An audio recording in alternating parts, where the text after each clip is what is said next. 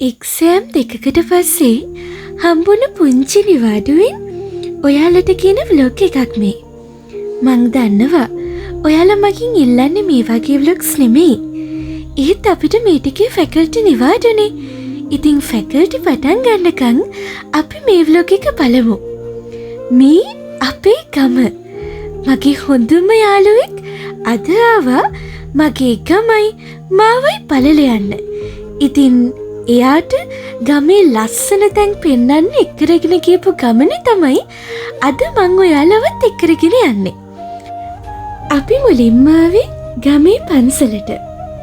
අපේ ගමේ පන්සල හරිම ලස්සන නිදහස් නිස්කලංක පරිසරයක තමයි පිහිටලා තියෙන්නේ.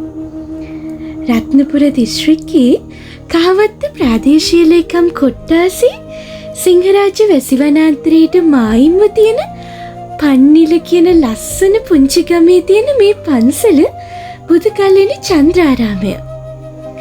එක්සෑම් අතරතුර තමයි පන්සලේ අලුතින් ඉදිකරපු චෛත්‍ය රාජානන් වහන්සේගේ කොත නිරාවරණය කරන පින්කම තිබ්බේ. ඒත් වැඩත් එක්ක ගොඩ වෙලාවක් පන්සල් භූමියේ ඉන්න ඉඩක් හම්බුනේ නැහැ. ඒ නිසාමයි අද හිතේ හැටියට වන්දනාමාන කරගන්න යාළුවත් එකතු කරගෙන අපි ආපහු පන්සල් ආවේ. ඔයාලා මං කියනවට විශ්වාස කරන්න අපි මොන තරම් ප්‍රශ්නවල හිටියත් අපි මොන තරම් දේවල් ගැන හිත කලබල කරගෙන හිටියත් මේ වගේ තැනකට මේ වගේ වටපිටාවකට ඇවිත් බුදුහාමුදුරුවන්ට මල් පහන් පූජා කළාම ඒ ලැබෙන සැනසීම මෙතෙකයි කියලා වචනයෙන් විස්තර කරන්න බෑ. ඒ නිසාමයි මං කියන්නේ ඔයාලත් ඉන්න බලන්න, ඒ සතුට සැනසීම බලන්න.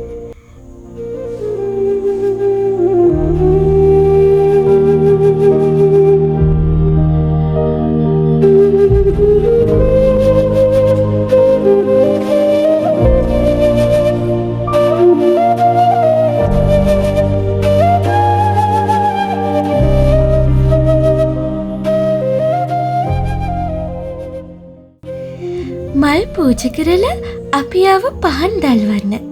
පහන් දල්වලා බුදුගේ වැඳ පුදා ගන්න තමයි අපි සූදානම් වෙන්නේ.